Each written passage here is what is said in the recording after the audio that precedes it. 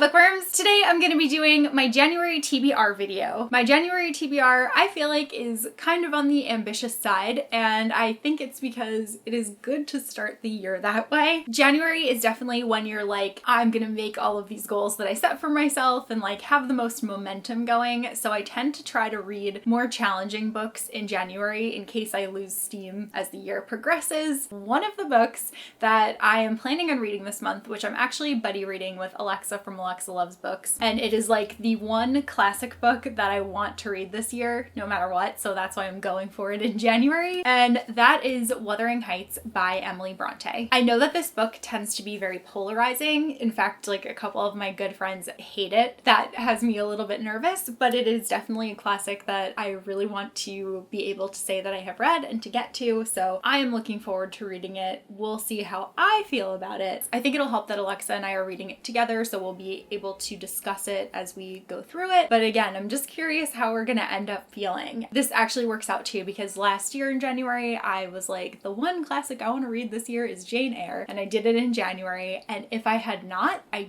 don't think that I would have read it. I'm starting with this one. Then another book that I'm actually currently 2 chapters into, or 3 chapters into, that Alexa and I are buddy reading, but she's probably gonna finish way before I do, is 100 Summers by Beatrice Williams. I have wanted to read this book for so long. I have had it on my shelf since it came out in paperback. I want to say at least like 4 to 5 years. So I've had it for a really long time. I just never picked it up before, and I finally did, and I really enjoyed the first 2 chapters. It takes place in 1938 in the summer, and it is a book about friendship and relationships. It's an adult historical fiction novel, and I've really wanted to read more adult historical fiction. So again, starting with that ambition and definitely reading this one. I've already loved what I've read so far, so I have a feeling that I'm really going to enjoy the rest of it. Funny thing is that I actually saw this book on a reading list on Lauren Conrad's website like years ago, and that's when I got myself a copy, and I just never read it, but now I will. Next,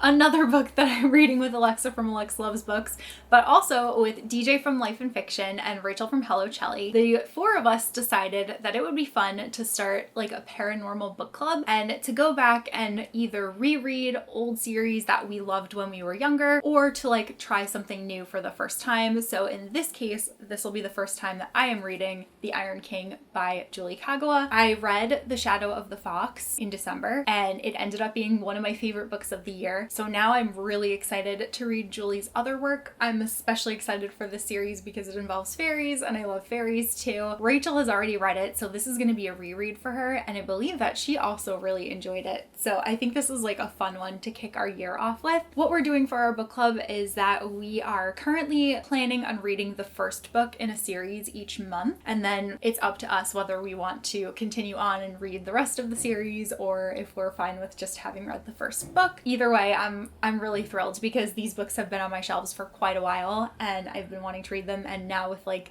The Shadow of the Fox high, I am so here for this. Then a new release that I'm very much looking forward to getting to is A Curse So Dark and Lonely by Bridget Kemmerer. This will be my first Bridget Kemmerer book, even though I actually have Letters to the Lost, and I have it signed because I got it at her book event in New York City. She did it along with someone else to read that too. But this is actually a modern fantasy story, and it is a Beauty and the Beast retelling. I believe the main character has cerebral palsy, and our main character Harper actually like tries to save someone on the street in Washington DC. When she does so, she gets sucked into this fantasy world, and that's where the Beauty and the Beast retelling kind of comes into play, and I'm very much looking forward to reading this. I have heard nothing but great things about it so far from other people who have read it, and I cannot wait to do so. This one comes out actually at the end of January, so I want to say it's like January 29th or something. I like can't wait to read it, and that way I'll definitely be reviewing it like right around the release date. Next, Alexa lent me her copy of Famous in a Small Town by Emma Mills. I love Emma Mills. I loved This Adventure Ends and Foolish Hearts. I have not yet read her debut novel, but I'm quite excited to read this one. Some of my friends haven't had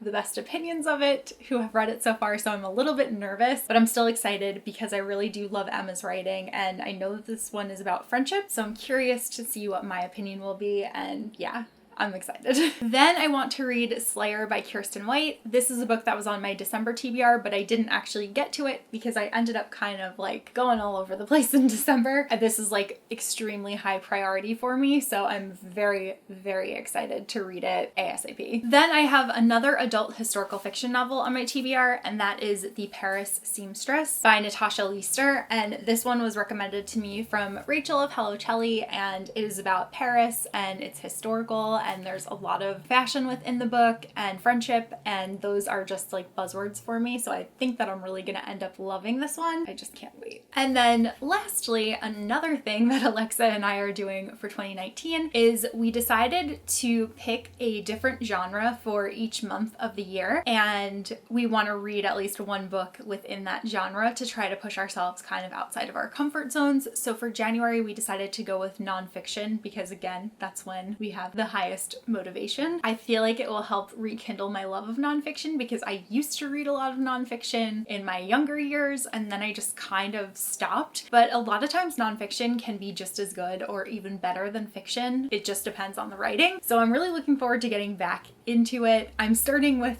a book that definitely really appeals to me, and I'm probably not going to say the title correctly, but it is Ikigai, the Japanese secret to a long and healthy life. I picked this up in Kinokuniya. I can't remember if it was last year or the year prior, and I've been meaning to read it, but I just haven't done so yet, and I'm very much looking forward to it. I think that these kinds of nonfiction books really like appeal to me, and I think it's going to be fun. My other option is Talking as Fast as I Can by Lauren Graham, which is in the other room, so I don't feel like getting it at the moment. These are my two top choices for my nonfiction book. But yeah, so those are all of the books that I have on my January TBR. We'll see how I do. I feel like it is a little bit ambitious. It's actually like not a ton of books because it's very doable for me to read all of these. I think that the main thing that makes it ambitious is having Wuthering Heights in there because I just know that's gonna probably take me a while to get through. Let me know what you're planning on reading in January. Let me know if you've read any of the books that I've mentioned. Let me know if you love or hate Wuthering Heights if you have already read it. And that is all that I have for this video, so I will see you guys soon in a new one. Bye!